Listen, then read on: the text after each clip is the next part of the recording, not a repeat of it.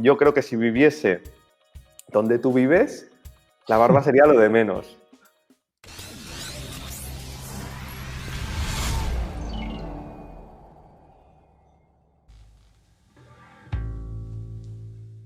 Porque tenéis el tema bueno, de que vives en comunidad y tal, pero yo soy bastante, ¿cómo te diría?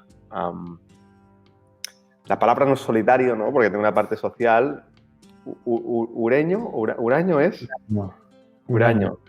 Soy un poco. Entonces, no me hace falta irme ahí a una cabaña para dejarme barba, ¿no? Porque no tengo. Pero en el resto sí. Entonces, no sé yo, allí cómo serían los periodos estos de más introspectivos, de cuando hay menos gente y tal, porque, o sea, no sé si me dejaría ir, ¿eh? Yo un poco. No sé Sí, si la me verdad dejaría ir. es tendencia a abandonarte. ¿Verdad? Yo no me abandonaba tanto porque como tengo que viajar, hacer reuniones pero este tiempo que no he salido, vamos, llevo 3 semanas sin salir y pues claro, me he abandonado. Claro. Yo creo que sería bastante proclive a ello. De hecho, mi conexión así un poco con el mundo es mucho mi pareja. Uh-huh. Yo había estado un periodo además bastante largo, por decisión personal y tal, ¿no? De estar a solas, que fue un poco pues todo un proceso, ¿no? A través de... Hablaremos más de ti que de mí, ¿no? Pero hubo un proceso como, ¿no? De despertar, ¿no? Y a partir de ahí fue que salí mucho de los círculos sociales, del entorno, del condicionamiento, y me dejé bastante, ¿no? En ese sentido social. Y mi pareja, ahora actualmente, ahora que, bueno, estoy bastante enfocado y tengo, bueno, o sea, cada día me levanto, ¿no? Con esa sensación de estar viviendo la vida que quiero vivir. Y, y que, bueno, aunque sea un tema muy, muy subjetivo, ¿no? Pero hay un cierto sentido de significado, ¿no? en mi vida. Pues bueno, estoy muy, muy, muy centrado en lo que es el trabajo, en lo que es el servicio, en lo que es el trabajo interior. Y sí que tengo esa parte más social, pero está más relacionada con el ámbito profesional o de servicio. Y mi pareja es la que me mantiene en conexión un poco en el día a día, ¿no? En ese sentido, porque ella también tiene unas necesidades más sociales y tal, entonces, pues bueno, salimos, etcétera, etcétera, es ella. Y yo ahí en la comunidad yo creo que sería, creo que podría ser muy feliz viviendo en un sitio como lo que estáis haciendo, pero también creo, o sea, hay dos cosas, ¿no? Por un lado, en este momento de mi vida no es mi lugar. Uh-huh. Es un sitio fantástico, ¿no? Para ir unos días, pero sé que no es mi lugar, no es donde yo tengo que estar. Y por otro lado, creo que, ¿no? Haciendo un poco el hilo esto de lo que decías de la barba, que tendría una tendencia a dejarme bastante. Somos unos abandonados. Si no fuera por las novias. ¿Cuántos estáis allí ahora? Pues ahora estamos 4, que es algo anómalo porque normalmente cuando llega la primavera se suele llenar de gente. Ajá, Pero claro. toda la gente que nos escribe diciendo que iba a venir, claro, ya no puede venir. Claro, Y claro. claro, claro. Bueno, a ver cómo va el tema. ¿Tienes pareja? Como dicen en el Facebook, es complicado, ¿no? Yo tengo una chica con la que estuve hace 2 años, se fue, luego volvió, luego se fue, luego volvió y ahora ha vuelto otra vez. Ok. Y en esa ¿Estáis, vuelta, estáis allí? ¿Está allí contigo ahora? sí, ahora está allí. Es la que Ok. aparece en la foto, no sé si has visto la foto He que hemos visto una puesto. foto que salís 4, que sales tú, Joan, y 2 chicas. Pues ya está, es deducible la que está a tu izquierda, porque la que Eso está en el medio está a la derecha, tiene a su izquierda tiene a Joan, y tú a tu es. derecha, perdona, tienes a... Ah, muy bien, qué interesante. Se me Te hace voy a hacer- interesante, muy interesante hablar contigo por eso, porque visto, o sea, no te conozco, ¿no? Pero como eres escritor y has escrito mucho, ¿no? Pues aunque no conozca muy bien tu obra, pero sí que he visto ciertos títulos de algunos libros tuyos y quieras o no, esto te habla de una persona y te habla de sus momentos, de sus etapas. Entonces, bueno, me viene un libro muy interesante que habla de la asexualidad, ¿cierto? Entonces, bueno, ahora me ha llamado la atención el tema de lo de la pareja. Pues eso fue una etapa muy bonita. Bueno, más que una etapa es una inquietud interior que uno siempre tiene cuando tiene reminiscencias, que a veces piensa que, joder, yo creo que es lo típico, ¿no? Que dices, yo creo que en otra vida he sido monje o he sido un místico o he sido algo así, ¿no? Y en esta vida, aunque no soy un monje ni he sido un místico, pero bueno, siempre tengo bastante ramalazo con respecto a ese tema, ¿no? A los votos de castidad, pobreza y obediencia, ¿no? Y teniendo una pareja con la que estuve 3 años, nunca tuvimos relaciones sexuales porque quise a conciencia poner en práctica esa especie de celibato, un poco posmoderno, porque hablar de celibato hoy en día es un poco raro. Ujú. Y la verdad es que estuvimos con 3 años, más de 3 años sin tener relaciones y lo llevamos bastante bien. Interesante. Y es una cosa que llevo ahí dentro y bueno, intento disimularla, sobre todo cuando tengo parejas, porque cuando tienes una pareja que no sea sexual, pues suele salir corriendo, ¿no? Cuando le dices según qué cosas. Ujú. Pues intento camuflar o disimular mi sexualidad y estar un poco más abierto a la relación, ¿no? Ok, lo entiendo. Me parece súper interesante porque por varios motivos. Y esto habla de mi perspectiva. Entiendo que son cuestiones muy personales y muy subjetivas y que tienen muchos matices y que una relación se trata de dos personas, entonces también depende mucho de las dinámicas que se generen, del momento. Pero es algo que yo no me pondría, ¿no? Esa etiqueta, pero es algo Mm, que creo que entiendo y que para mí también ha habido un momento de mi vida en el que el sexo ha perdido mucha importancia, mm, muchísima. Entiendo que además una relación que se fundamente en eso abre una puerta, es decir, una relación se tiene que sostener por muchas otras cosas. Todos los pilares son importantes, ¿no? Pero lo que se quita en principio un pilar que podría ser considerado como algo muy fundamental en una relación, necesariamente una relación para definirse como tal, tiene que tener otros pilares mm, fortalecidos, ¿no? Y creo que es algo muy interesante en ese sentido. Y luego, a nivel personal, en ese sentido, o sea, el tema del sexo, para mí en este momento tiene mucho que ver con la conexión. Y mm, la conexión es lo realmente difícil de conseguir en una relación de pareja. El sexo es mm, muy fácil, pero si el sexo no llena por sí mismo, solo puede llenar teniendo una conexión, ¿no?, más profunda, que sea como una consecuencia. Esto mm, creo que es una forma de hablar un poco que estaba más asociado, ¿no?, al sexo femenino. Siempre ha sido como algo más femenino, pero que creo que bueno, que ahí hay también se están mezclando también, ¿no?, lo que es lo masculino y lo femenino a nivel mm. social y a nivel personal. Sí, eso es cierto. También es verdad que está muy sobrevalorado, ¿no? Y sobreexplotado también, ¿no? El tema de la sexualidad y parece que sin Totalmente. sexualidad no hay nada, ¿no? No hay más allá. Pero se puede vivir sin esos extremos. O sea, es verdad que yo tendía a un extremo, pero se puede vivir en ese extremo y se puede vivir sin el otro extremo, ¿no? De estar totalmente sexualizado y estar totalmente pendiente de ver si cazo algo en ese sentido, ¿no? Sí. Es un tema muy, muy divertido y bueno, la verdad es que ese libro fue uno de los que más llamó la atención. Aunque curiosamente fue el libro que más llamó la atención y me hicieron un montón de entrevistas en la radio, en la prensa, en televisión y fue de los que menos se vendió. Se ve que a la gente le da miedo eso de tocar según qué tema, no vaya que se le peguen. Ok, ostras, está interesante, ¿eh? O sea, fue el de los que tuvo como más promoción y más eco y de los que menos se vendió. Sí, sí, además incluso hicieron un anuncio, salí en un anuncio bueno, no promocionando el libro, pero sí indirectamente hablando de la sexualidad, ¿no?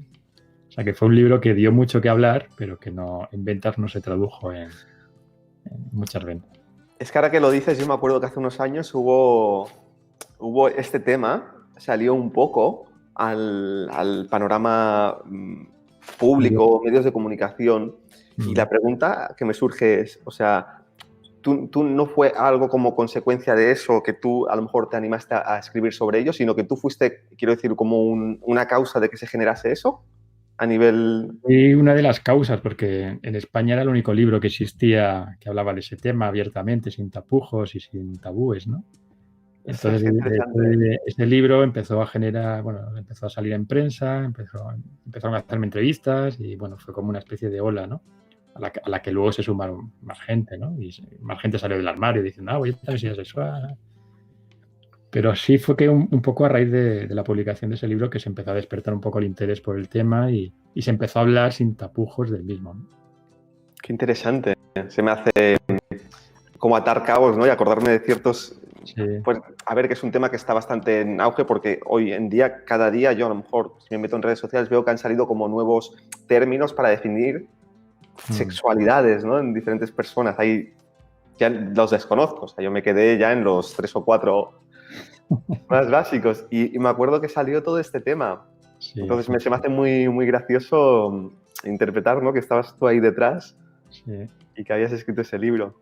Sí, fue muy divertido porque además en ese tiempo vivía en Madrid y mi casero era Sánchez Dragó, que es todo lo contrario a lo que yo, a lo que yo pueda ser, ¿no? Él siempre está hablando de sexualidad y teníamos unos debates muy divertidos con el temita. Qué bueno. De hecho, su hija me entrevistó en la radio para ver si nos... Perdona, ¿te dijiste una entrevista? Su hija, la hija de Fernando, me entrevistó en la radio. Eh, bueno, porque sentían curiosidad por saber qué era eso de la sexualidad y cómo lo llevaba. Bueno, Qué en el bueno. libro son anécdotas divertidas, es un libro divertido. Oye, pues lo tengo. La próxima vez que esté allí en Ocouso, creo que me voy a sentar un rato. Además, he escuchado que ya tenéis la casa bien reformada y que ya empezáis con la decoración de aquí a poco a hacerla más cálida. Entonces, creo que me voy a sentar ahí un rato a pasar un rato con ese libro. A ver qué tal. Muy bien. Pues bueno, oye, mira, me encanta que hayamos empezado así como de una forma tan espontánea a hablar de algo tan interesante. Yo me había preparado algunas preguntas. Ya te dije que es la primera vez que hago una entrevista, no de este tipo, es la primera vez que hago una entrevista. Para mí la idea no es que sea una entrevista, sino un coloquio y sobre todo, pues eso, que puedas hablar de cosas que me parecen súper interesantes de ti y aunque tengo aquí unas preguntas, pues que fluya como tenga que fluir. La primera pregunta que tenía yo, porque hemos entrado con un tema muy específico que quería preguntarte es quién es, ¿no? O quién eres, suena como muy, ¿no? Pero quién es Javier León o quién es Xavi, que entiendo que es una pregunta muy abierta. Bueno,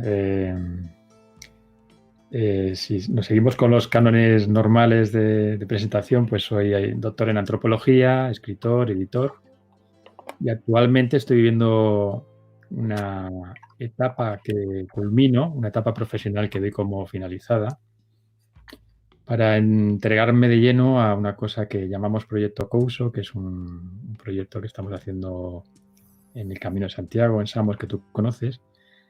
Y la verdad es que a partir de ese cambio que estoy aprovechando de hacer con esta crisis, que no sabría muy bien cómo llamarme, no sabría decirme cómo ubicarme profesionalmente, quizá como promotor de un proyecto, o como ermitaño, o como... o sea, no sabía cómo, qué categoría ponerme, si es que tengo que ponerme alguna categoría, ¿no? Pero bueno, Tienes que crear una nueva. Tienes que crear una nueva.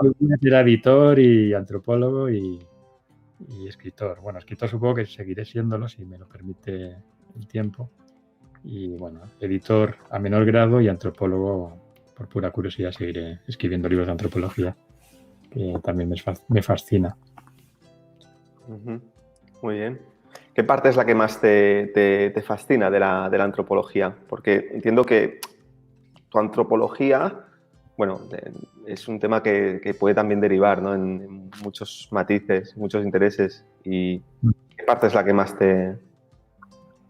Bueno, yo hice una tesis doctoral sobre comunidades, porque igual que tú me decías antes que eres una persona a veces poco huraña, a mí me pasa exactamente lo mismo. Yo soy huraño, ermitaño, de una persona y salgo corriendo, o sea, me cuesta mucho el tema de socializar, ¿no? Y paradójicamente, para intentar entender por qué a la gente le gusta tanto socializar y salir a la calle y irse de fiesta, pues no se me ocurre otra cosa que hacer una tesis sobre comunidades. Digo, a ver qué que tienen estas comunidades que tanto atrae a la gente y que tanto gusta, ¿no? Y la verdad es que me fascinó ese tema de estudio por dos motivos. Primero, porque me hizo totalmente súper social, ¿no? Porque ahí sí o sí tenía que convivir con gente extraña, con gente diferente, con gente de otras nacionalidades, con gente de otros pensamientos, de otras ideologías.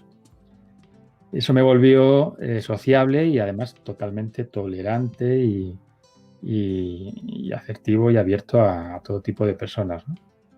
Y también me abrió eso que tanto está tan manido en la antropología, que es el ver la vida desde un punto de vista muy relativo y muy provisional, ¿no?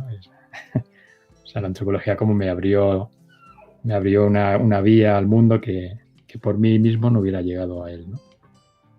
Tuve la suerte de que la tesis duró muchos años, casi más de una década, y tuve la suerte de vivir en muchos sitios, en muchos lugares, de estar en muchas comunidades, en muchos países, lo cual me permitió empaparme y enamorarme del objeto de estudio, hasta el punto de que he acabado en una comunidad. Espero que...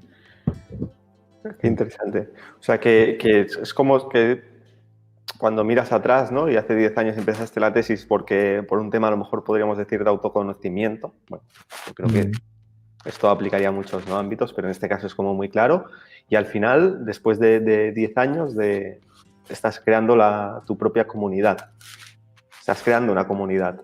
Sí, estoy ayudando a crear una comunidad porque me di cuenta de que muchas comunidades, bueno, es un poco la crítica que hago en las conclusiones de la tesis doctoral, me di cuenta de que muchas comunidades estaban entrando en el error de reproducir aquello de lo que huían, ¿no?, de alguna forma.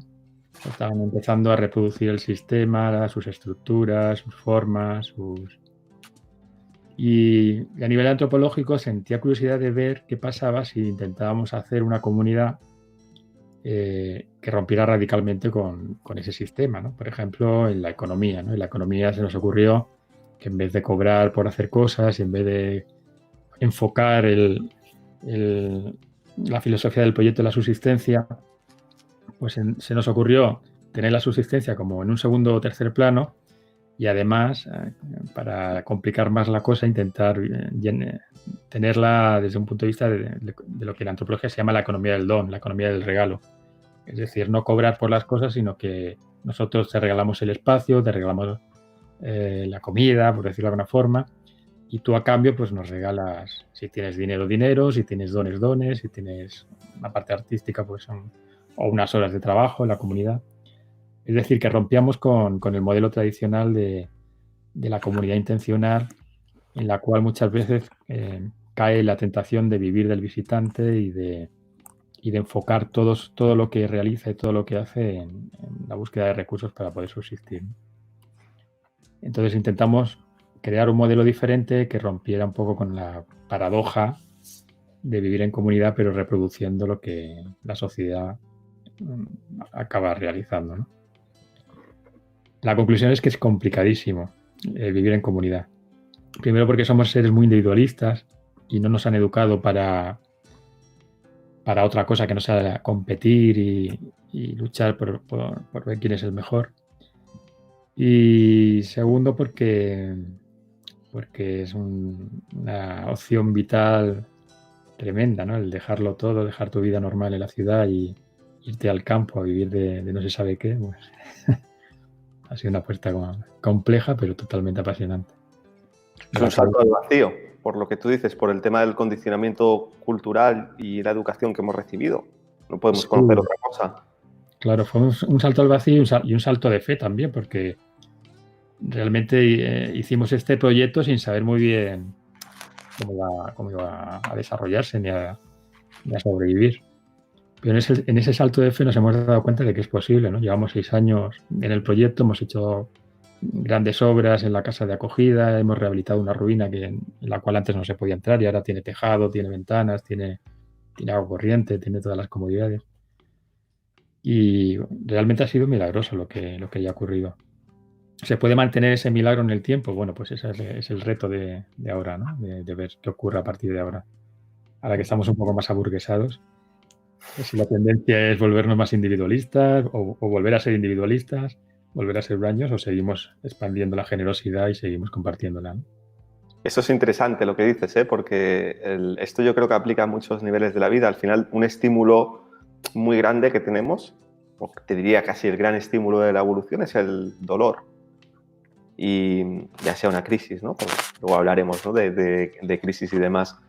Pero a lo mejor el hecho de, una vez que ya tomas la decisión de irte allí, el hecho de tener un dolor como es tener tan pocas comodidades, tener por subsistencia, ¿no? Que colaborar, que tener como la propia necesidad del día, ¿no? Te marca casi la pauta de lo que es. Y ahora a lo mejor, ¿no? Desde que la casa a lo mejor ya tiene unas ciertas comodidades, como has dicho, y que a medida que vaya evolucionando se irá teniendo más comodidades, os podéis aburguesar, ¿no? Como comunidad. Sí, ese es el peligro de las comunidades y el reto también, ¿no? De no caer en la tentación de olvidar un poco la filosofía del lugar y de no olvidar el por qué estamos ahí, ¿no? Es cierto que es nuestra bandera, ¿no? El estar un poco atentos y despiertos a que eso no ocurra.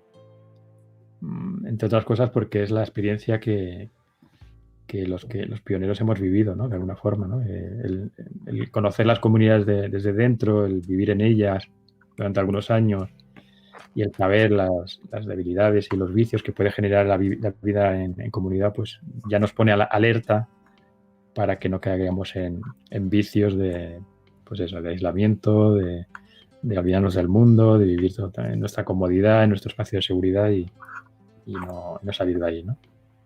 Uh-huh. ¿Y cuál es la forma en la que tú ves este proyecto Couso en el futuro?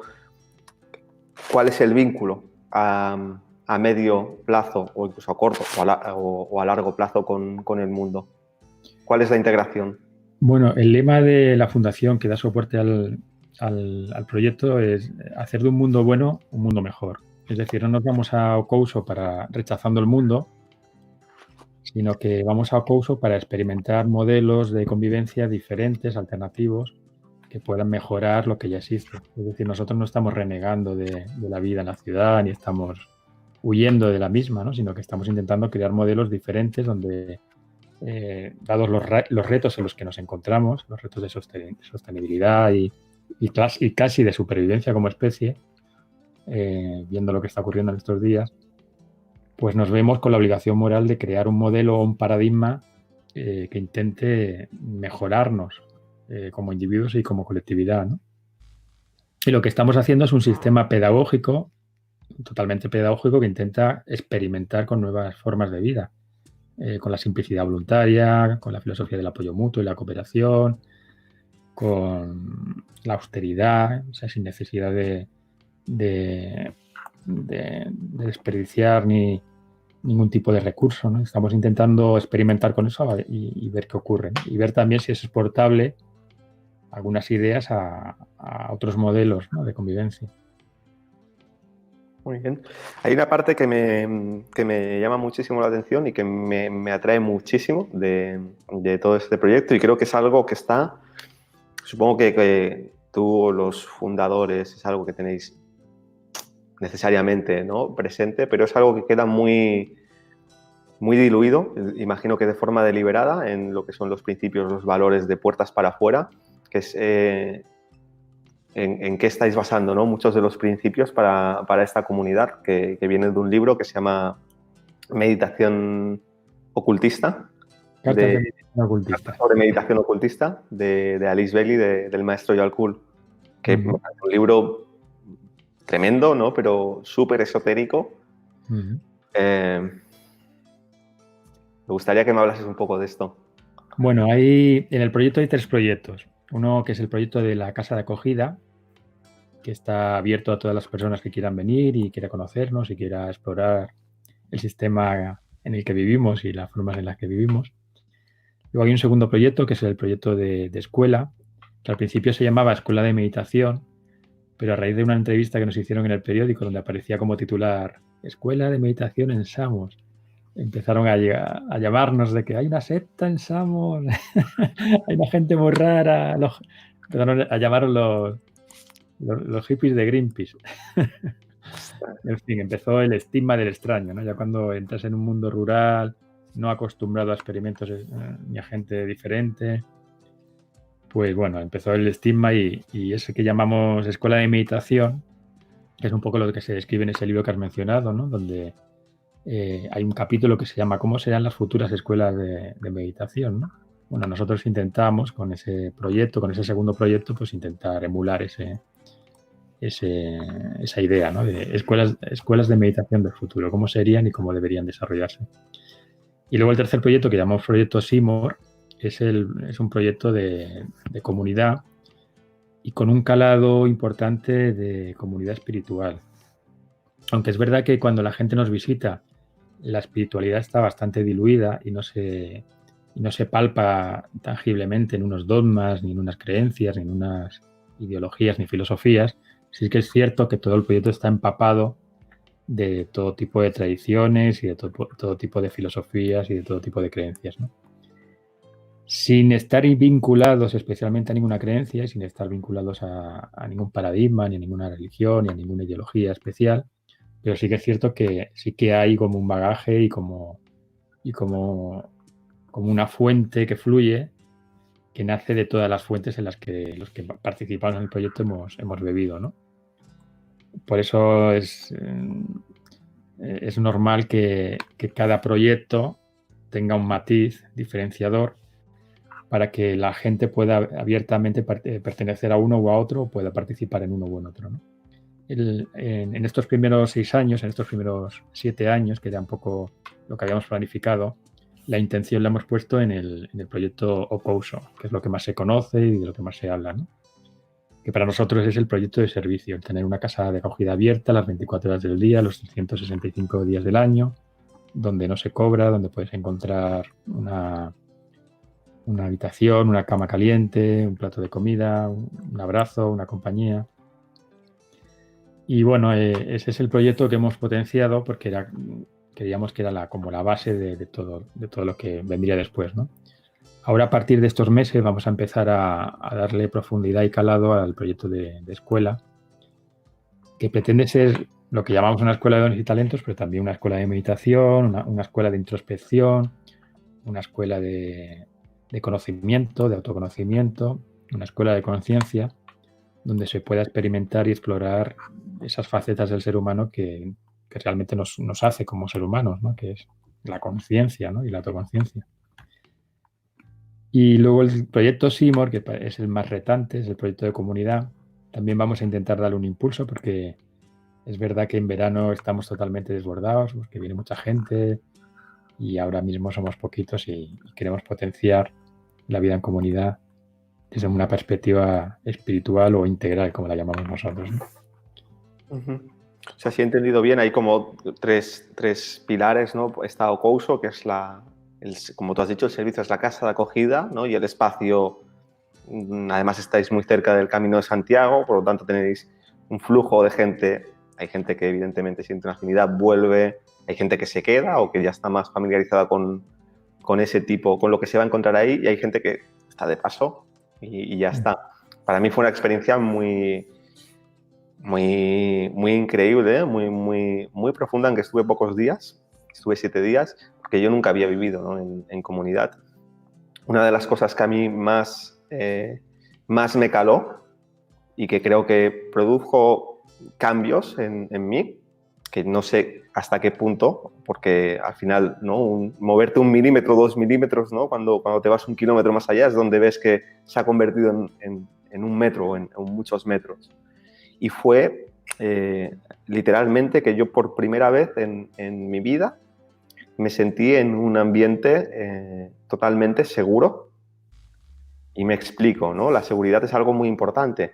De hecho, es algo que se utiliza como en crisis como la que estamos viviendo, ¿no? La seguridad o su polaridad, ¿no? El miedo, la seguridad, para incluso... O sea, es algo que está muy intrínsecamente ligado a las necesidades de un ser humano, sentirse seguro. Pero esa seguridad está muy en el ámbito físico, para que no salgas a la calle y que te agredan. O bueno, ahora en un ámbito sanitario, ¿no? Que no salgas a la calle y te contamines y te contagies de un virus.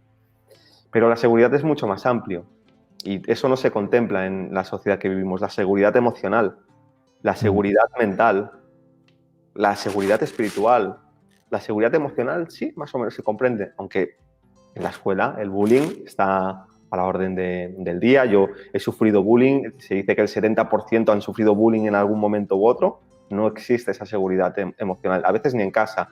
La seguridad mental tampoco. Estamos todos, ¿no? Pues, con las modas y demás, ¿no? Cuando sales un poco del redil, uno no se siente seguro en ese sentido. Y la seguridad espiritual, yo creo que ahora está empezando a lo mejor a expandirse, pero hasta ahora ha estado limitado a las religiones. Yo creo que soy una generación donde ya no he vivido, ¿no?, eso de las religiones, pero claro, soy del 86 y si no me equivoco, hasta el 76 había un régimen fascista aquí en España. Entonces, claro, creo que es algo muy nuevo. Allí sentí por primera vez, ¿no?, en mi vida que podía expresarme, como nunca había sentido esa libertad, esa seguridad para expresarme con una absoluta seguridad en todos esos ámbitos. Y eso me permitió descubrir una parte de mí, no descubrirla porque yo ya la conocía, pero poder expresarla. Entonces creo que eso me lo traje a casa, ¿no? El hecho de haber eclosionado ahí algo que ya estaba maduro para eclosionar, porque si no llegas con una cierta madurez o tienes un cierto conflicto, pues no vas a expresar allí nada que no esté ya, ¿no?, para expresarse. Pero a mí sí que me fue como una liberación, fue decir, ostras, esto que siento, ¿no?, que a lo mejor no he reflexionado porque no forma parte de mi día a día, resulta que hago un círculo de conciencia, ¿no?, por la mañana y puedo explorar una parte de mí, ¿no?, que no había tenido la oportunidad de explorar. Y eso fue para mí algo muy, muy mágico, que me llamó mucho la atención y que de hecho he implementado luego en ciertas cositas, pero que creo que tiene un calado de más largo recorrido, que todavía no soy consciente, ¿no? Pero entonces, bueno, te quería, perdona, que si quieres... No, quería compartir, ¿no? También es una de las cosas que siempre nos empeñamos en crear, ¿no? Ese espacio de seguridad y sobre todo ese espacio de sentirte como en casa, ¿no? La gente cuando llega a los 10 minutos ya, después de hacer el recorrido de la bienvenida, ya entran en la cocina y ya se sienten como, ostras, esta es mi casa, la nevera está abierta, ¿no? Que no tenemos nevera, pero puedes entrar a la cocina y coger lo que quieras, ¿no? Y es verdad que la gente desde el primer minuto siente esa seguridad de decir, ostras, me siento como en casa, ¿no? Y es muy importante a nivel psicológico porque por eso nos cogemos de las manos en los círculos, ¿no? Porque el contacto humano como que en la ciudad está como diluido, ¿no? Como que guardamos la distancia, no vaya que se nos pegue algo, aunque no sea bueno decirlo ahora. Pero es verdad que vivimos muy aislados los unos de los otros, aunque estemos interaccionando, hay como una barrera psicológica que nos separa, ¿no? Y en cambio ahí intentamos romper con esa barrera psicológica y de separatividad, ¿no? Y por eso es muy bonito ver a gente rica, gente pobre, gente de izquierda, gente de derecha, gente alta, gente baja, cogidos de la mano y hablando el mismo idioma, ¿no? El idioma del amor, del cariño y de la familia, ¿no? Y bueno, era Muy mágico. O sea, es una de las cosas que yo creo que sintetiza mucho, porque al final no deja de ser un ritual, pero los rituales también son eso, ¿no? Bueno, tú sabes mucho más de rituales, de todo esto, que seguramente que yo, pero sintetiza muy bien lo de los valores y has dicho algo que toda esa parte a lo mejor más espiritual, que ahora quiero hablar de Seymour, de Escuela de Dones y Talentos, pero que no queda como muy diluida en lo que es la convivencia, y no estoy de acuerdo porque en realidad se nota que está en los cimientos. La espiritualidad al final tiene que ver con ese mundo de los valores. O sea, la espiritualidad se descubre en el momento que uno tiene la capacidad de explorar con más conciencia o menos el mundo de los valores. Esos valores al final permiten transformar la sociedad, y esos valores, por una naturaleza intrínseca del ser humano, entendiendo que el ser humano por naturaleza en su mayoría es bueno, pues lleva hacia la elevación, hacia la evolución de la conciencia, de la sociedad, de las relaciones, de todo. Entonces, creo que esos valores espirituales están muy plasmados en todo lo que se hace allí, en cada detalle, y para mí eso es espiritual. Es más espiritual que muchas otras cosas que a lo mejor llevan el envoltorio espiritual, ¿no? Pero en esa esencia no está. Y también podría tener el envoltorio y ser muy espiritual. En este caso igual el envoltorio queda más diluido, pero esos cimientos yo creo que están, para cualquier persona que haya explorado un poco esa parte, ¿no?, del ser, están muy, muy, muy presentes. Sí, están tan presentes que los pilares del proyecto son tres, ¿no? Meditación, estudio, servicio, que te sonará seguramente de algún otro ámbito, ¿no? Que Sí, es el antiguo Ora et Labora en Sapientia de los antiguos monasterios, ¿no? O sea, no hemos inventado nada nuevo, siempre ha estado ahí. Lo que pasa es que ahora lo estamos vistiendo de modernidad. Muchos amigos dicen que Ocus es como una especie de monasterio laico, ¿no? Y tienen algo de razón, porque los tres proyectos se basan en esos tres pilares, ¿no? La meditación sería el proyecto Simor, eh, el estudio sería la escuela y el servicio sería la casa de acogida, ¿no? Y bueno, sí que es verdad que están ahí, pero queremos explorarlos más y sacarlos más y ver qué ocurre, ¿no? A partir de que todo empiece a rodar de forma más normalizada, porque hasta ahora ha sido como una especie de campo de batalla. ya, ya Lucha imagino. continua contra los elementos. Muy bien. Has dicho antes, voy a permitirme pegar un poco de saltos porque Sí. prefiero que fluya como una conversación y me vienen muchas ideas. Yo tengo la tendencia a ramificarme, así que voy a intentar no hacerlo, pero sí que me voy a dar una cierta libertad. Comentaste antes que estuviste 10 años, ¿no? Investigando sobre el tema de las comunidades, viajando, viviendo, ¿no? Entiendo, en comunidades y demás. Y viste que había unos ciertos vicios o tendencias o aburguesamiento o aislamiento que se genera, ¿no? en todas ellas. Las comunidades, desde el desconocimiento, tienen entiendo que tienen, y si no me corriges, están vinculadas con esa parte más espiritual también, por definición o no. Bueno, en la tesis hago una división entre, bueno, digamos que una triple división, ¿no? Sería comunidades espirituales de tendencia espiritual, comunidades de tendencia ideológica y comunidades de subsistencia, ¿no? Curiosamente, las espirituales son las que menos hay. O sea, no hay muchas comunidades espirituales. En España a lo mejor hay una o dos, o tres como mucho, no sabría decir de cuántas, pero no es la tendencia. Sí que hay mayor tendencia de comunidades comprometidas ideológicamente y comunidades de pura subsistencia, ¿no? Que un grupo de amigos se reúnen pues para buscarse la vida un poco, ¿no? A nivel pragmático y práctico, en un entorno diferente, por supuesto, y con unas ideas diferentes. El movimiento de comunidades es un movimiento increíble y necesario y está en proceso de experimentación. No es un movimiento nuevo, ya los tiempos del socialismo utópico ya hubo experimentos de comunidades, pero también los hubo en otras edades, por ejemplo, los pitagóricos crearon su propia comunidad. En fin, siempre ha habido como muchas herejías a lo largo del tiempo que han intentado salirse de la norma y crear algo diferente y experimental, ¿no? Y en este momento en el que estamos, pues hay comunidades que están reviviendo esa necesidad, a veces nostálgica, de vida en común, de vida diferente, de vida normalmente en el campo o en el mundo rural, donde se pueda experimentar otro tipo de modelo de vida. Antes he dicho que la tendencia era que repetimos el modelo del que venimos, pero eso es casi inevitable porque es que no conocemos otra cosa. O sea, 20 o 30 o 100, 200 personas que vienen de la ciudad, eso lo tienen totalmente integrado, pero no lo tienen integrado porque hayan nacido en una ciudad, sino porque llevamos generaciones y generaciones y generaciones desde el origen de los tiempos haciendo las mismas cosas. Por ejemplo, el paradigma que en esta época se está rompiendo bastante, además de forma social, ¿no? El paradigma de comer o no comer animales, ¿no? Pues en las comunidades actualmente han sido muy pioneras en eso, ¿no? En la ética de la comida, ¿no?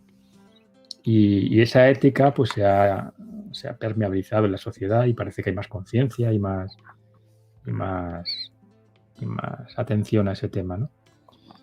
Pero es cierto que es muy difícil romper con la tendencia de la que venimos, y esa fue un poco la crítica, porque en antropología siempre tienes que hacer la crítica de aquello que estudias, ¿no? Y mi crítica fue un poco esa, ¿no? de que se reproduce el modelo del que venimos. Dicho eso, las comunidades son lugares excepcionales, impresionantes, imprescindibles y necesarias, ¿no? Para crear modelos de experimentación, para ensayar propuestas diferentes de convivencia, para seguir aprendiendo como sociedad humana, ¿no? Que somos y ver si es posible hacer las cosas de forma diferente y de forma mejor, ¿no? Que no quiere decir, fíjate, otra de las paradojas que he aprendido desde que estoy viviendo en comunidad, he aprendido a valorar mucho lo que hasta ahora hemos conseguido como sociedad, ¿no? Eso de que tengas un accidente, puedas ir a un hospital y te atiendan, el que tengas educación, el que tengas carreteras, yo qué sé, mil cosas que hace 100 o 200 años eran impensables. Hay que reconocer que la sociedad en su conjunto ha mejorado a nivel material. Ahora tenemos que intentar dar un paso más allá y que esa mejora sea también a nivel emocional y a nivel intelectual y a nivel espiritual, ¿no? Que es un poco, creo, sospechar que es lo que los nuevos modelos de convivencia en las nuevas comunidades intentan desarrollar, ¿no? Vale, la subsistencia más o menos la tenemos cubierta, ahora vamos a dar un salto cuántico, a ver si podemos explorar otro tipo de mejoras, ¿no? A nivel emocional, intelectual y espiritual, ¿no? Y yo creo que los tiros de las comunidades van un poco por ahí, ¿no? Porque realmente el sistema, quitando sus propios errores, a nivel material, como digo, no es la utopía material. O sea, hemos desarrollado la utopía material. Vivimos 80 años, prácticamente no nos falta de comer, tenemos, casi todo el mundo tiene trabajo y oportunidades. Estoy hablando, por supuesto, en Occidente y en el mundo en el que vivimos tú y yo, ¿no?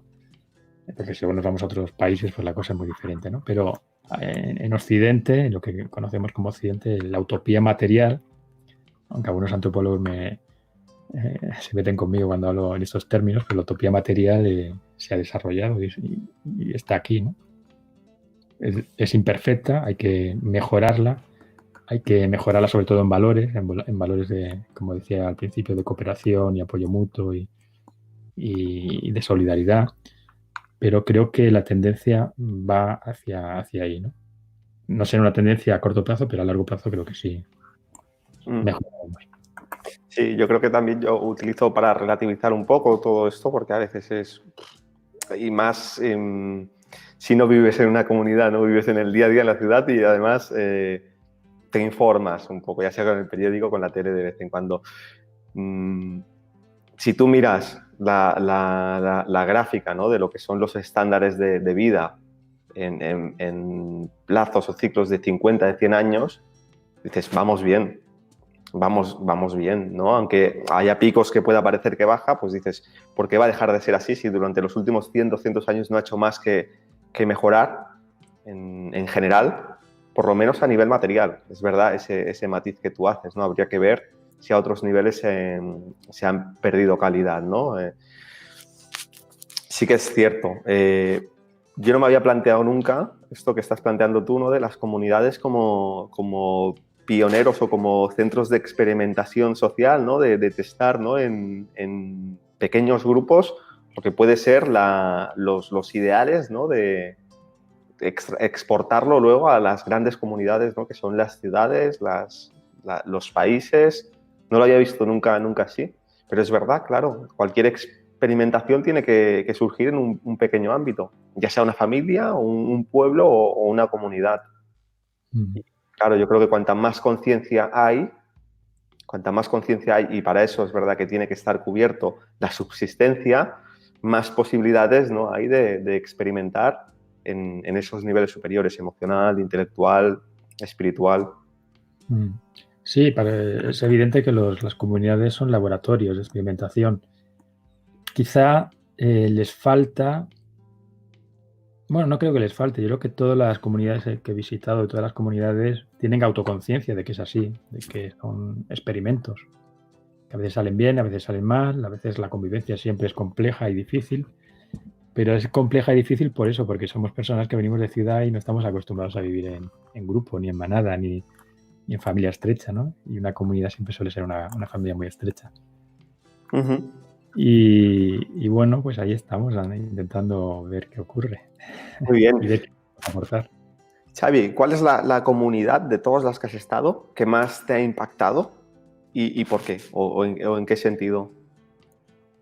Pues me impactaban mucho las comunidades de la India por su bagaje espiritual y profundo y por su forma de organizarse. Y me impactaron bastante, pero con la que más afinidad llegué a tener, quizá por sus inicios más que por sus finales, fue con la comunidad de Findor en Escocia, la cual frecuento con bastante asiduidad. Allí estuve viviendo un tiempo, he ido muchas veces, casi una vez al año suelo viajar allí una vez para ver cómo se está. Allí he escrito algún libro y me impactó su historia, sobre todo su historia, su historia original, ¿no? Su visión, el por qué nació, cómo nació. Curiosamente también nació de personas que estaban enfocadas en la teosofía, en los libros de Alice Bailey. Surgió de esas ideas. Eso es. Sí, surgió ya con una claridad muy parecida a la nuestra, ¿no? En cuanto a bagaje espiritual y hacia dónde desarrollar ese bagaje, ¿no? Y quizá por eso tenga afinidad. El problema de esa comunidad, por hacer la crítica constructiva, es que llegó un momento que creció excesivamente y se llegó a convertir en una especie de co-housing donde la gente ya casi ni se conoce, ¿no? Porque ahora están viviendo 400 o 500 personas en un entorno comunitario, las cuales no todas se conocen y no todas interaccionan de la misma manera. Y bueno, quizás ese fue no el error, porque como decíamos, esto es un experimento, ¿no? Pero sí que un sesgo que complica un poco la convivencia comunitaria. Lo bonito es que ahí se intentó de forma pionera muchas cosas, ¿no? Que ahora lo vemos como cosas normales, ¿no? Y yo creo que el resultado fue bonito, ¿no? ¿Qué cosas? Pues todo el tema que tiene que ver con la ecología, todo el tema del movimiento de ecoaldeas, todo el tema de la alimentación, el respeto a la naturaleza, o sea, todo eso que surgió como un boom en los años 60 del movimiento hippie que tenía que ver con la ecología y la solidaridad, y pues todo eso nació de comunidades como Findor, ¿no? Y eso, bueno, pues hay que agradecerlo, y el que ahora vayas a Madrid o Barcelona y te encuentres restaurantes vegetarianos y el que ya no sea raro el que seas vegetariano ni te miren mal, pues es gracias a que ha habido un movimiento de concienciación permanente que muchas veces salía de estas comunidades, ¿no? Que allí era normalizado, era algo normal, ¿no? No era raro.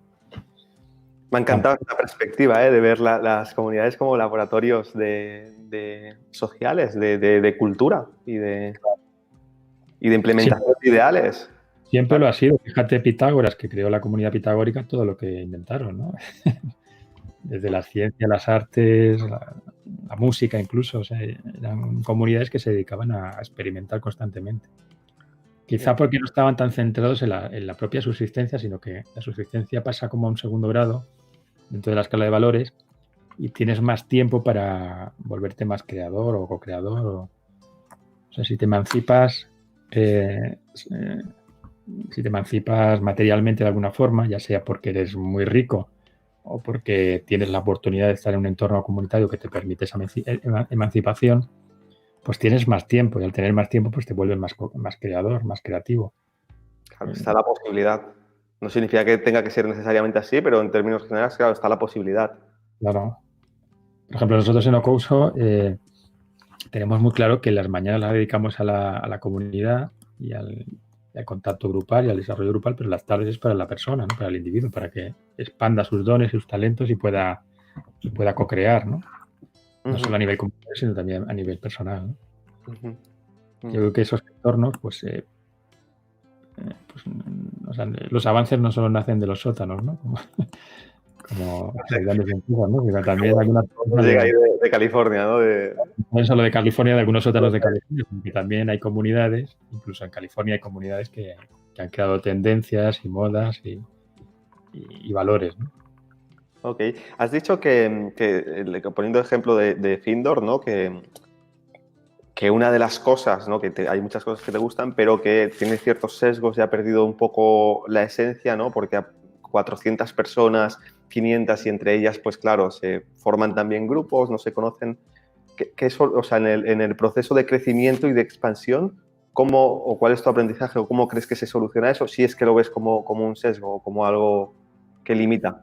Yo creo que el aprendizaje sería no crear comunidades grandes, sino crear pequeñas comunidades pequeñas. Es como cuando ves un campo lleno de flores, no hay una flor gigante, hay muchas florecillas en el campo. Yo creo que ese debería ser el modelo que las comunidades deberían reflexionar, ¿no? De hecho, en la idea original de Findor, lo que se intentaba era crear una ciudad de luz. O sea, ya hablaban en términos de ciudad, ¿no? O sea, algo grande donde hubiera mucha gente.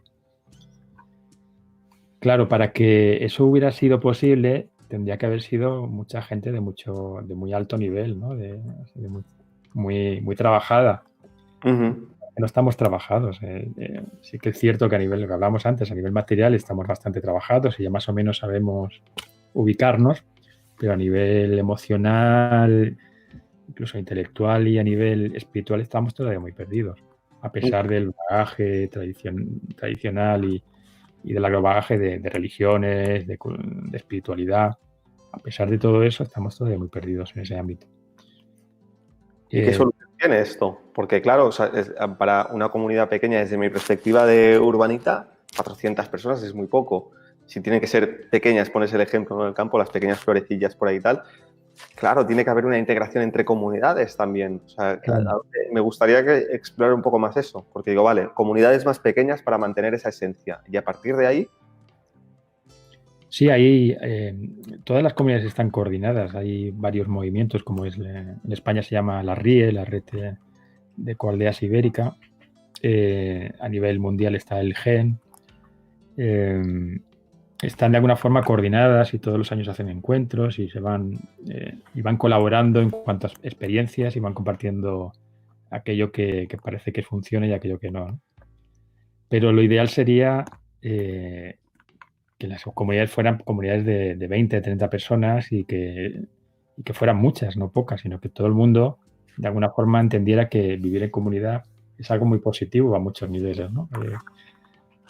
Bueno, mi experiencia, que he vivido toda mi vida en la ciudad como una persona huraña y aislada, a pesar de que también socializaba, ¿no? Pero quiero decir que como individualista que soy y que eso es lo que he vivido, pues mi experiencia es que ahora me sería imposible volver a la ciudad, o sea, sería una catástrofe personal. Es Después, un cambio muy bestia, tanto en un sentido como en otro.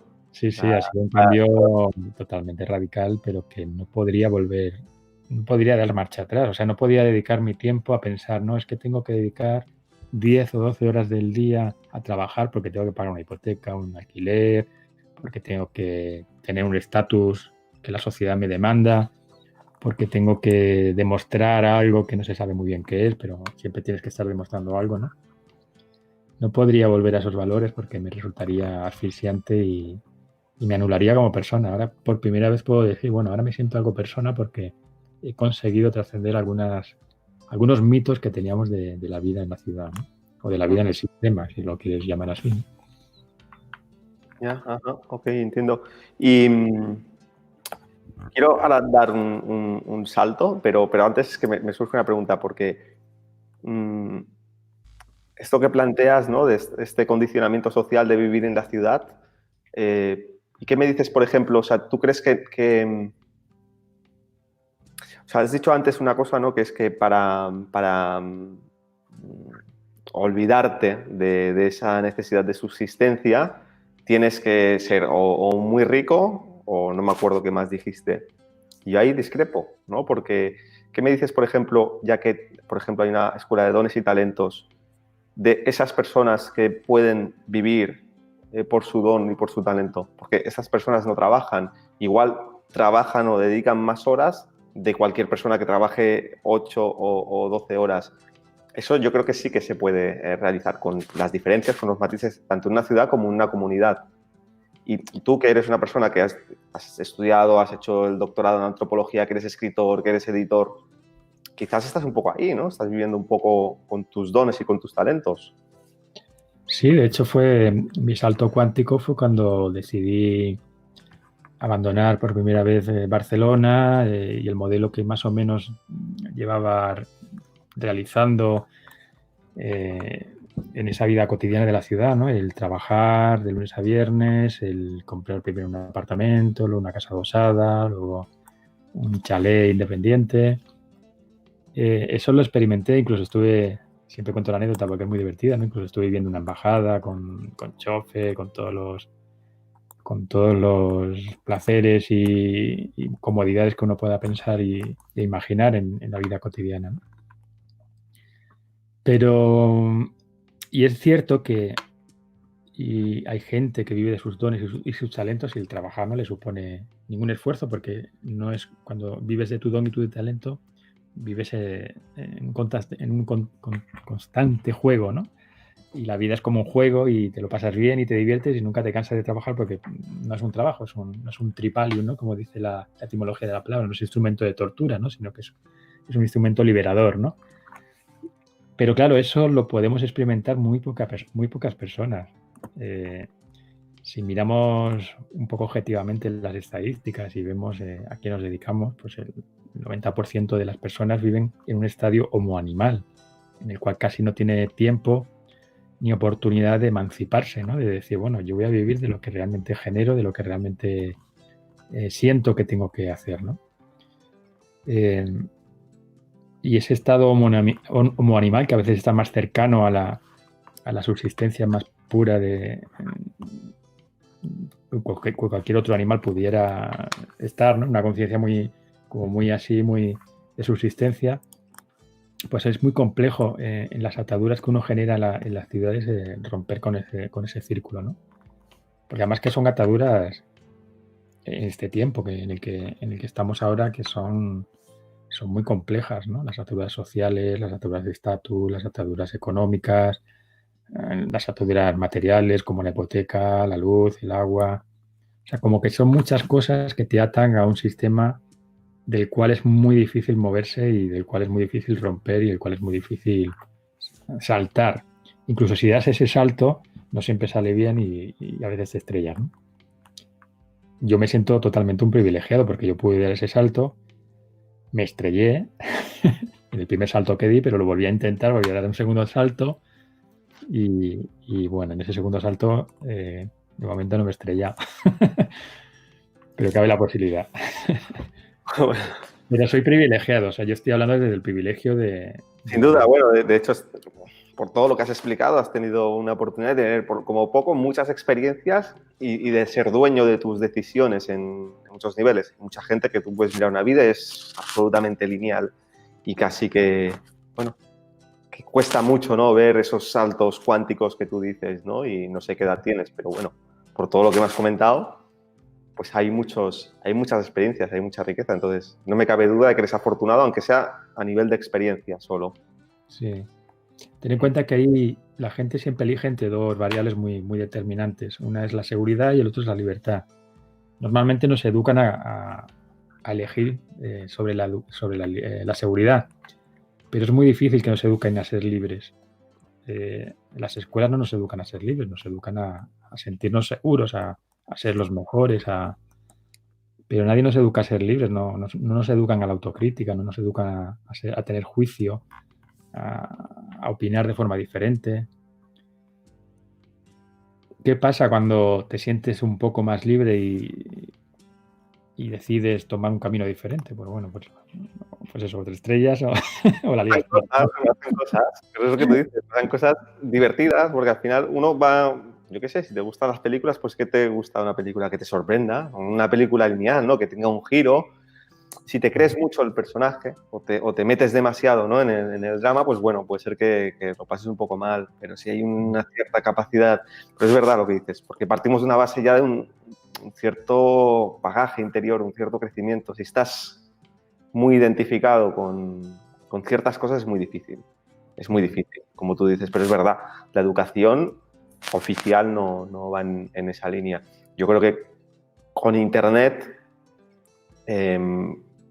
da la posibilidad de que puedan llegar muchas ideas. Yo he vivido la generación yo me acuerdo cuando salió Internet, yo no lo entendía. Y soy del 86, me considero súper joven, pero yo no lo entendía. Y el móvil lo tuve con 14, 15 años, fui de los últimos.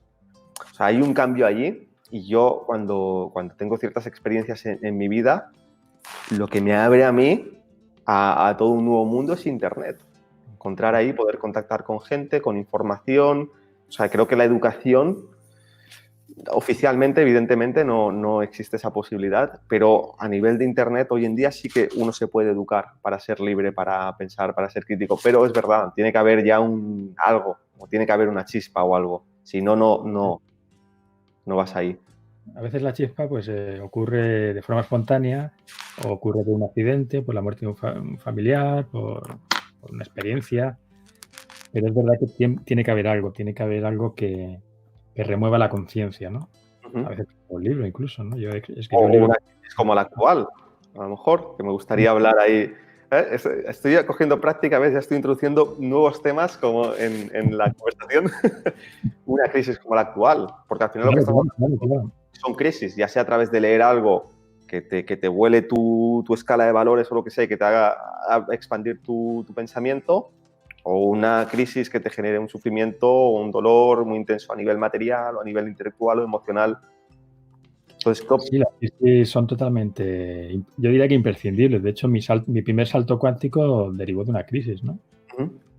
Y es verdad que me estrellé porque a veces cuando entramos en crisis no tenemos capacidad de manejar muy bien los elementos que nos rodean y es muy fácil que te pierdas o que acabes en mala posición, ¿no? Pero es verdad que mi primer salto cuántico vino de la crisis del 2008. En el 2008 estaba muy posicionado, tenía una vida normal, bastante privilegiada y de repente lo perdí todo. Y dije, ostras, acabo de perder todos mis ahorros, he perdido mi casa, he perdido mi trabajo, he perdido absolutamente todo. Es cierto que antes había dado un salto de fe, había marchado de la ciudad y me había intentado emancipar, pero justo cuando me intento emancipar y desarrollar mi don y mi talento, justo aparece la crisis del 2008 y escribir, ¿no? Imagino que es escribir, ¿no? Por don y sí, talento. el doctorado de antropología, el escribir, monté una editorial, en fin, como que quería expandirme a nivel interior y expandirme a nivel de lo que yo pensaba que era mi talento o mi don, ¿no? No hacer lo que se supone que uno debería hacer para vivir un estatus o una cierta forma de vida, ¿no? Y entonces ahí comprendí, gracias a esa experiencia del 2008 que afectó a mucha gente y también gracias a una crisis que viví en un viaje a Etiopía donde fue un viaje solidario donde veíamos cadáveres en las cunetas, donde los niños se morían de hambre, en fin, fue una experiencia muy, muy, muy heavy que coincidió que era cuando yo vivía en un momento bastante privilegiado de mi vida.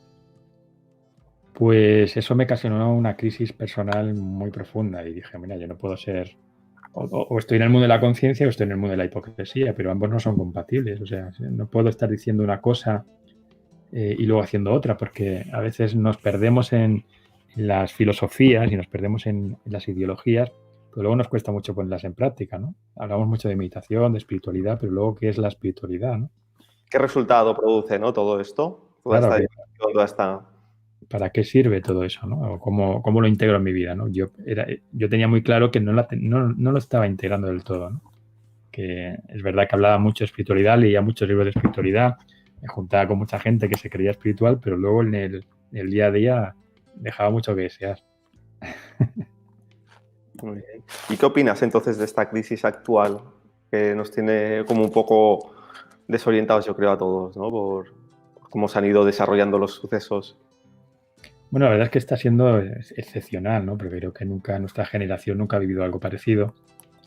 Y no sé si ayer o esta mañana leía que todas las generaciones sufren un tipo de crisis excepcional, ¿no? La generación pasada pues fue la guerra, las epidemias, en fin, como que siempre cada 100 años ocurre algo tremendo que hace que la humanidad entre en crisis, ¿no? ¿Es esta nuestra crisis o es esto el principio de la gran crisis, ¿no?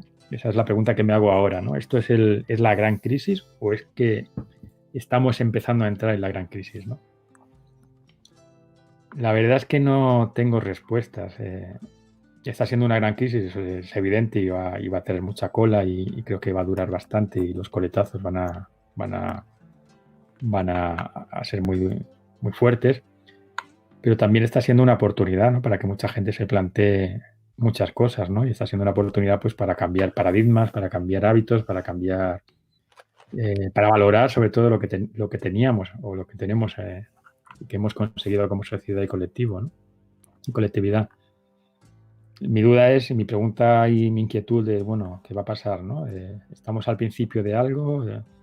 ¿Qué va a pasar de aquí a 10 años?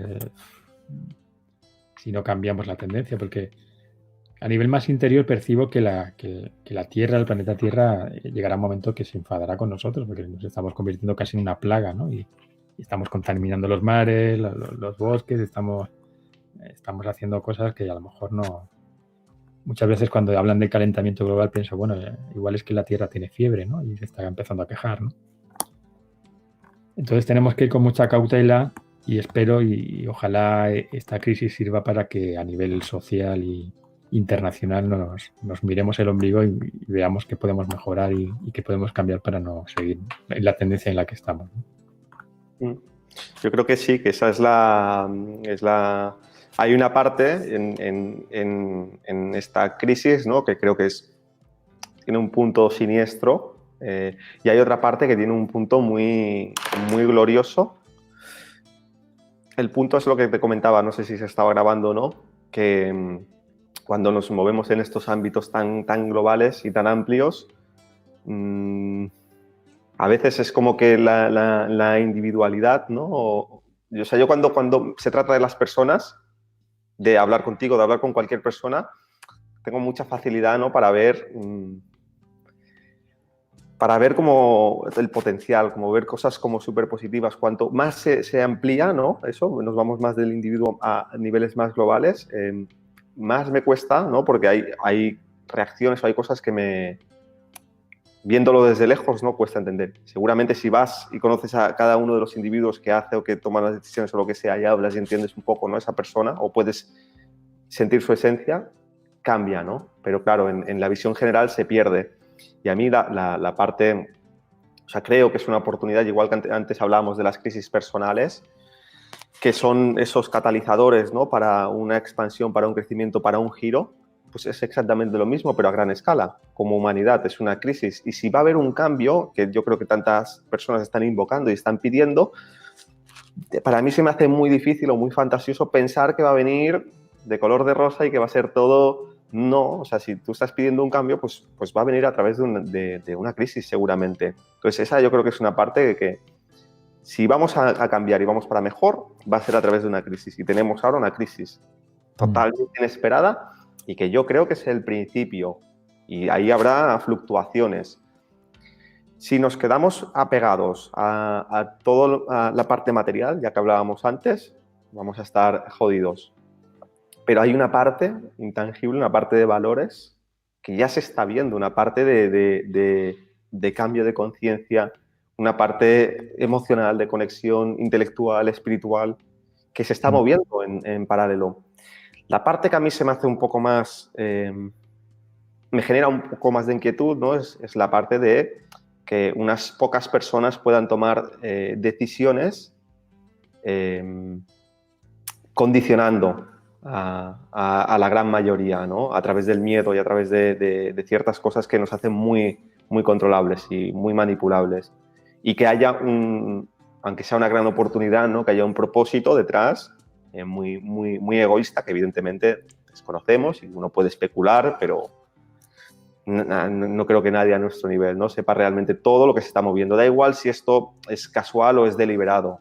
Da igual, eso es secundario, te diría. Tanto si es de una forma como es de otra, hay personas que evidentemente no van a intentar pues, aprovechar la ola para propios intereses. Esa es la parte, ¿no? Que a mí un poco más me preocupa, pero en otro sentido pues soy optimista y es lo que te comentaba antes, ¿no? Cuando miras en términos amplios de que nuestra vida es un suspiro, 80 años decías, ¿no? Y es como vivimos más que nunca, 80, 90 años, pero es un suspiro, pues cuando te vas a estos lapsos de 80 años de lo que es dos generaciones, una generación, una vida, ves un progreso.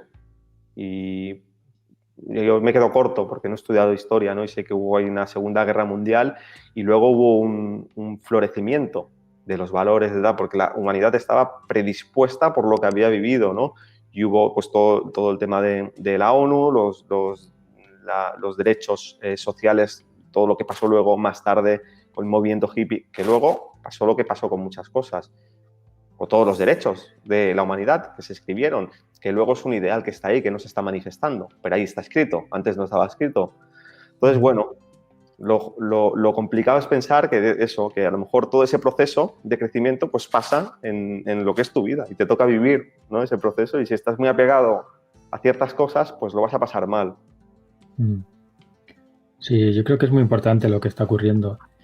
Es lo que tú decías, si lo comparamos con las crisis que sufrimos en el siglo pasado, o sea, lo del siglo pasado fue bestial, ¿no? La de millones de personas que murieron. Y lo que estamos viviendo ahora, esperemos que no mueran millones de personas, pero sí que nos va a dar herramientas de conocimiento, ¿no? De cómo enfrentarnos a este tipo de cosas que ocurren, ¿no? La Segunda Guerra Mundial nos dieron las herramientas pues para darnos cuenta que no podíamos seguir matándonos como hacíamos hasta hace poco, ¿no? Por lo menos en Europa, ¿no? En Europa pues ya no nos matamos. Pero es que hasta hace muy poco, cada 20 años había una guerra y cada 30 años había una guerra en Europa. Era algo terrible. Y no creo, fíjate, yo creo que la gente que está manejando desde el poder, es verdad que siempre, en todas las guerras siempre hay alguien que se hace rico, ¿no? Pero yo creo que la gente, en su mayoría, es gente de buena voluntad y que está haciendo lo que puede dadas las circunstancias. O sea, yo me pongo en el pellejo de un presidente del gobierno o de un mandatario de cualquier país que esté viviendo esta tragedia, pues bueno, es manejar los tiempos, manejar las decisiones, manejar las críticas, manejar que si lo hago bien, lo hago mal, y manejar el desconocimiento absoluto de cómo enfrentarse a una pandemia, pues bueno, yo creo que debe ser bastante difícil, ¿no? En ese sentido, pongo toda mi plena confianza en que la gente, no solo la gente de a pie, sino que la gente que tiene que tomar decisiones, pues lo está haciendo desde la más absoluta de las conciencias, dadas las circunstancias, repito, porque no me gustaría a mí estar en el pellejo ahora mismo de los que tienen que tomar esas decisiones, ¿no? Debe ser angustioso. Y es cierto que se aprende por crisis, eso es verdad, pero también se aprende por conocimiento. Cuando tú vas a hacer el Camino de Santiago, que a mí me encanta hacerlo, y sabes que sales de un punto y vas a otro, normalmente no te sueles perder ni te suele pasar nada. Y si vas atento al camino y no tropiezas con las piedras porque vas observando y estás en mindfulness, ¿no? Viendo todo lo que te rodea, y normalmente el camino suele ser agradable. Pero si vas un poco alocado desde la ignorancia, si no sabes, si no planificas el viaje, si no estudias hacia dónde vas, pues normalmente pues en el camino suelen haber crisis profundas, ¿no? Que vienen de la ignorancia y del desconocimiento, ¿no? De no saber hacia dónde ir. Y en ese sentido, las crisis son necesarias cuando no hay de conocimiento. Pero ojalá nos dotáramos de conocimiento para tropezar lo menos posible en la vida, ¿no? Ojalá. De ahí la importancia de la pedagogía, de que le demos como importancia la creación de una escuela, ¿no? Donde se intente crear pedagogía de los valores, pedagogía del sentido de la vida, del propósito de la vida, para que tengamos ese autoconocimiento y nos guiemos mejor por estos 80 años, que ojalá fueran 80, los que quedan, ¿no? Háblame un poquito ya que derivamos para ahí, de Seymour, qué significan esas siglas, y diferénciame porque más o menos me puedo hacer una idea, ¿no? Pero no sé si ha quedado muy claro cuál es la diferencia entre la Escuela de Dones y Talentos, que la has asociado con esta parte de estudio, y Seymour, que la has asociado con la parte de meditación, en esos tres pilares, ¿no? De servicio, estudio y meditación. Seymour es la vida en comunidad, pero la vida en comunidad con un sentido, con un propósito muy, muy claro, ¿no? Seymour es el nombre de una leyenda persa, no recuerdo de qué siglo, en la cual la voy a contar así muy rápidamente. Había una asamblea, que era la asamblea de los pájaros, donde se reunieron porque había un problema en el mundo de los pájaros y no sabían cómo solucionarlo. Y la bobilla dijo, bueno, pues ¿por qué no intentamos solucionarlo preguntándole a nuestro Dios, al Dios Seymour, a ver qué nos dice? Porque nosotros no sabemos cómo solucionar este problema.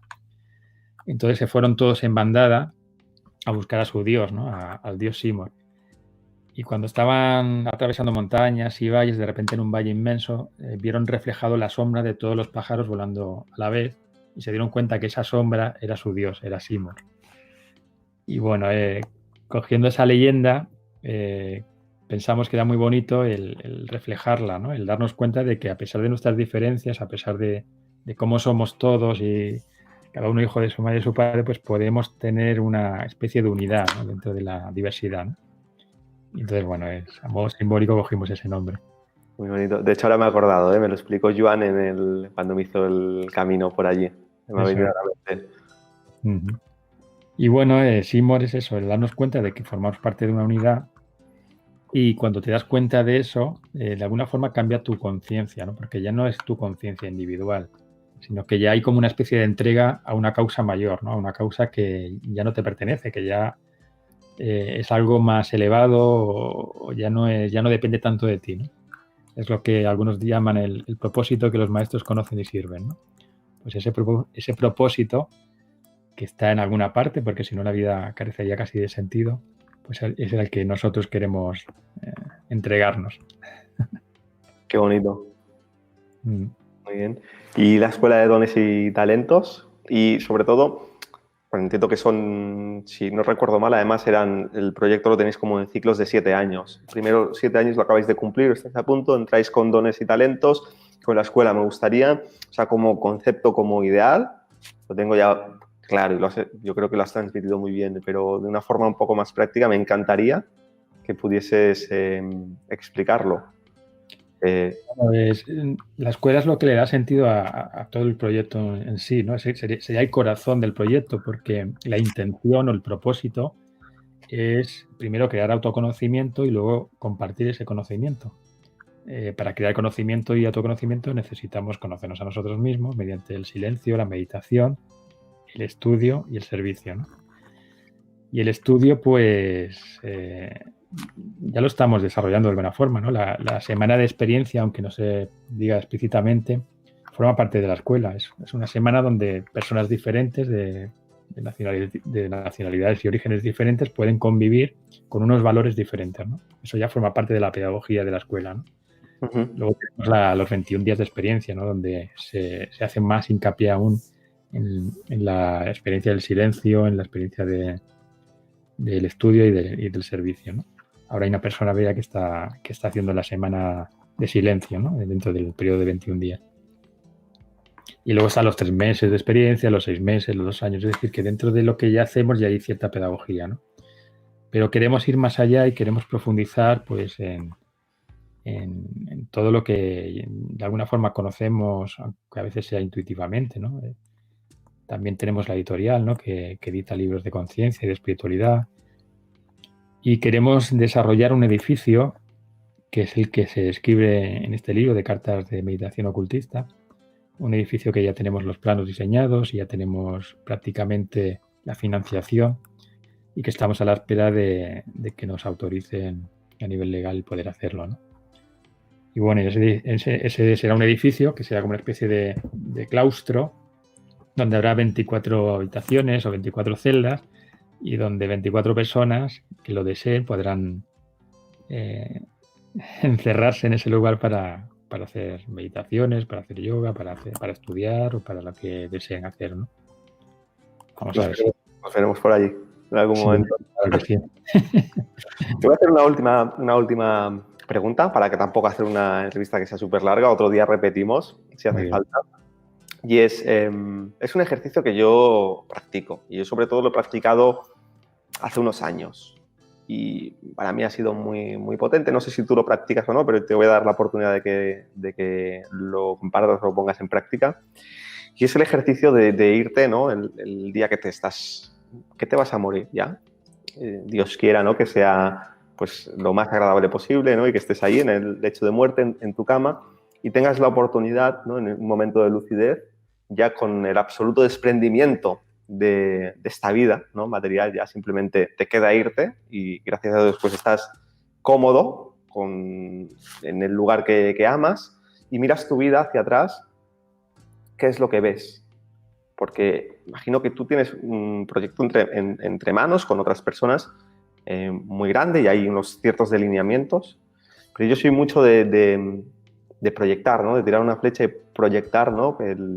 Ese propósito, ¿no? Y de tener la capacidad de verlo y de crearlo en el mundo interior y luego andar el camino y la vida te pone en tu lugar, te quita, te mueve. Entonces, si tienes esa capacidad de irte ahí al momento de tu muerte, ¿qué es lo que ves, lo más relevante? Bueno, dicen que cuando meditas es una forma de morir, ¿no? Y cuando meditamos, en Ocuso lo hacemos 2 veces al día, lo tengo muy presente, ¿no? Tengo muy presente lo que hemos hecho hasta ahora y lo que queremos hacer en un futuro, ¿no? Si tuviera que resumir en una palabra, me encantaría que recordara esta vida como una vida de servicio, ¿no? Me he dado cuenta de que el servicio a uno mismo es necesario, es imprescindible, pero que llega un momento que debes hacer algo más para que la vida tenga un sentido mayor y más amplio, ¿no? Y ese algo más es servir, ¿no? Servir a ser útil a tu familia, a ti mismo, a la sociedad, a tu grupo. Y cuanto más útil seas y más servicio puedas poner en práctica, pues más realizado te sientes y más generoso te sientes, ¿no?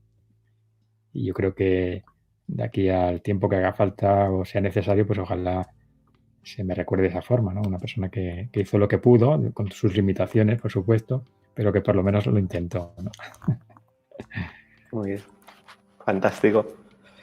Pues bueno, a modo de cierre me gustaría también, si quieres tomarla, ¿no? Darte la oportunidad de, no sé si quieres promocionar o publicitar alguna cosa, algo que tengáis entre manos en Ocouso. O yo sé que las puertas están abiertas y que el lema es coge lo que necesites, deja lo que puedas. También sé que tenéis algún evento organizado y demás. No sé si te apetece compartir algo. Bueno, pues en julio, si las cosas no se tuercen mucho más, vendrá a visitarnos Emilio Carrillo y algunos amigos del mundo de la teosofía, porque hablaremos de teosofía. Será nuestro primer encuentro utópico y será un encuentro pues que se intentará compartir con expertos en esos temas, ¿no? A ver qué nos dicen. Vendrá gente desde Ginebra, desde todas partes de España para compartir. Por supuesto, el proyecto Couso está abierto a todo el que quiera venir. Ahora estamos en una etapa muy bonita porque estamos intentando ver qué podemos hacer para atraer a personas que quieran comprometerse en ese servicio, ¿no? Y que puedan estar una larga estancia viviendo con nosotros e incluso implicarse a nivel de comunidad. Porque lo que hemos hecho hasta ahora en estos últimos 6 años ha sido muy ensayo y error y ha habido momentos que éramos 12 o 15 personas conviviendo, luego hemos sido 2 o 3, hemos estado ahí como dando pelotazos sin darnos cuenta de la dureza que es el vivir no solo en comunidad, sino en un entorno como Couso, que hasta hace poco era una ruina, ¿no? Entonces estamos mirando de qué forma podemos hacer atractivo ese lugar para que más valientes decidan emanciparse y dar un salto de fe y convivir con nosotros una larga temporada, a ver qué ocurre. Pues yo me presto a eso, si hay alguna forma en que pues, te pueda ayudar, pues, ya sea a través del, pues nada, el proyecto a lo mejor que llevo yo de Ciencia Conciencia, o la página web, o YouTube, o a través de cualquier cosa, pues los brazos están abiertos y será un placer para mí promocionar algo como lo que estáis llevando hacia adelante. Largas estancias, no lo sé. Tengo la mujer en casa que a lo mejor ve esto y Y te echo de casa. sería complicado, pero podéis contar conmigo de que tengo muchas ganas de volver. Si todo va bien, en julio allí estaré. Me gustaría ir unos días antes de que esté allí todo el bullicio para poder estar un poco más en calma, aunque no sé si será posible porque igual cuando pase todo esto, levanten la cuarentena, doy fe de que creo que más de uno va a ir para allí directo. Vamos a hacer una gran fiesta cuando esto acabe. Pero tengo muchas ganas de estar allí, de compartir, de poder pues eso, conocerte en persona, de volver a ver. Me haría mucha ilusión ver algunas caras conocidas, ¿no? De volver allí también, yo creo que eso es muy bonito. Si hay gente nueva, pues hay gente nueva, ¿no? Pero encontrarte allí con gente que a lo mejor has compartido en tu estancia anterior debe ser muy, muy guay. Es muy emotivo y suele ocurrir con mucha frecuencia porque la gente suele repetir. Lo pasa muy bien ahí. Lo pasamos, por suerte. Muy bien, y agradecerte muchísimo por esta entrevista, me ha encantado. Bueno, entrevista, ha sido una charla y nada, he estado súper a gusto, me ha gustado mucho, me ha parecido muy interesante muchas cosas que has compartido y, ¿por qué no? Pues ojalá podamos repetirla en el futuro y hablar de otras cuestiones, de otros temas. Muy bien. Pues yo también te agradezco enormemente desde el corazón tu atrevimiento por invitarme. Y nada, y mucha fuerza a todo el mundo, mucha fortaleza, mucha quietud, mucho temple para enfrentar lo que nos viene o lo que se avecina y ojalá esto sirva para darnos cuenta de que con amigos siempre la cosa es mejor. Que así sea. Muchísimas gracias.